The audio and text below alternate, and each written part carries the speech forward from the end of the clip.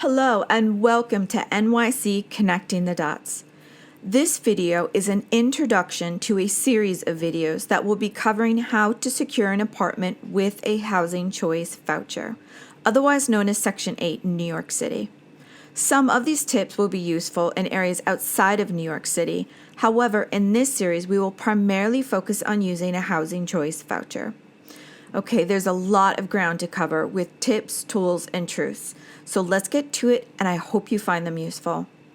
First of all, congratulations on getting your housing choice voucher. It's a major accomplishment.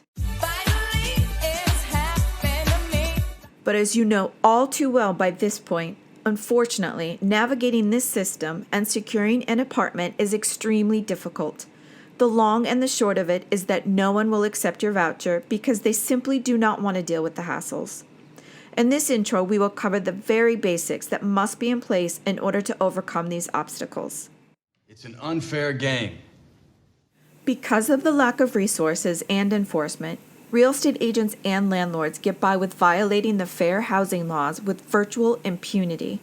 For instance, there have been reports that as many as 80% of vouchers given to homeless people are not being used because they are unable to find a landlord who will accept their voucher. Shocked! Shocked! Well, not that shocked. No rules. Whoops. And to be fair, the process for an agent and landlord dealing with the housing choice voucher is absurd and lengthy. But until the process is improved, then this is what we are dealing with. Simply, affordable housing and fair housing is everyone's responsibility. But too often, people with vouchers get left in the dark. The city has in place a complicated, lengthy, and opaque bureaucratic mess that seems just as frustrating for city employees as it is voucher holders. And I'm going to tell you everything you need to know about the miserable, screwed-up world of local government. But then the explanations, the shifting explanations, confused me and increasingly concerned me. As I said before, having these basics in place will be absolutely necessary to secure an apartment, even though they might seem completely obvious. I'm Captain Obvious. Okay, let's get into it. Tip number 1 is to know your rights. It's so important that I'm dedicating an entire video on the subject in this series, but in the meantime, I have provided a few links in the description box below. For example, a landlord who owns a building with 6 or more units must accept government-provided rental assistance.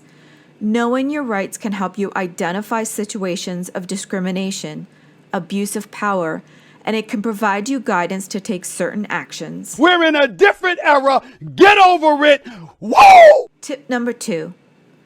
Get organized and get together these documents: a color scan of your ID, a scan of your executed voucher, a scan of the application that is more than likely going to be different every time you apply, a scan of paperwork related to any emotional support or service animals, as well as a $20 fee.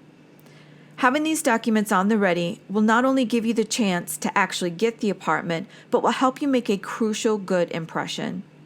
At this stage, it's also important to sign up for any free email tracking service. Gmail offers a basic service that will track when your emails are read by the recipient. This is key. Documentation is everything.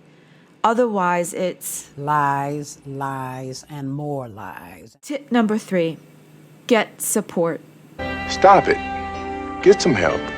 Documenting every step of your process is key. I cannot emphasize this enough.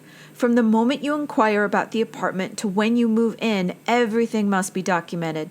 It's your largest leverage for compliance from agents and landlords. We will get into this in great detail in a following video, but know you can do this. If you don't have someone to help you or access to a computer, the good old New York City Library is your best resource. I will list some additional resources in a following video of this series, but having your paperwork ready to email and documentation that you applied to an apartment is your best chance.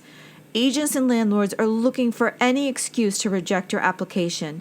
Play their silly little game and don't give them any reason to reject you because of simple paperwork issues. Tip number 5. Go the extra mile and write a personal statement and get a few references to submit with your application. It's rarely asked for, but supply it anyways. It could be the difference between acceptance or rejection. Okay, let's be blunt.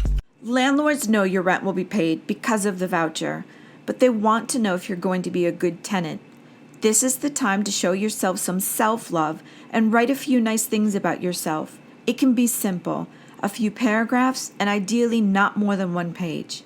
Include what you feel comfortable with, and don't assume this will be kept private. However, if you've overcome some challenges, include that. You should be proud of your accomplishments. Think about what you would want from someone if they came to live in your house. Oh, by the way, I'm awesome. I am fantastic. Yeah. True. That's correct. Next, get together a few personal references. 2 or 3 would be a good number, but you can always add more. Again, keep it simple. A few paragraphs ideally, and not more than one page. Just a few suggestions. Ask your employer, your former landlord, religious leaders, community leaders, social workers, or long-term friends. Any advantage you can give to yourself through this process is a step towards being home. Okay, we covered the absolute basics needed to get to the next steps in securing an apartment. If you have these in place, awesome. Then you are all set to dial up this unfair process to a whole new level. From now on, we will be diving deep into details. Just give me a couple details. No. It's just like 11. 11 details? Oh, there are a lot of details coming. At last, I show you how deep the rabbit hole goes. Look out for new videos in this series over the next few days, and in the meantime... Right! We can't have anyone freak out there, okay? We've got to keep our composure. We've come too far. There's too much to lose. We've got to keep our composure. If you would like to support the content of this channel, please like, share, subscribe, and comment below. You can also email me at nycconnectingthedots@gmail.com. Thank you.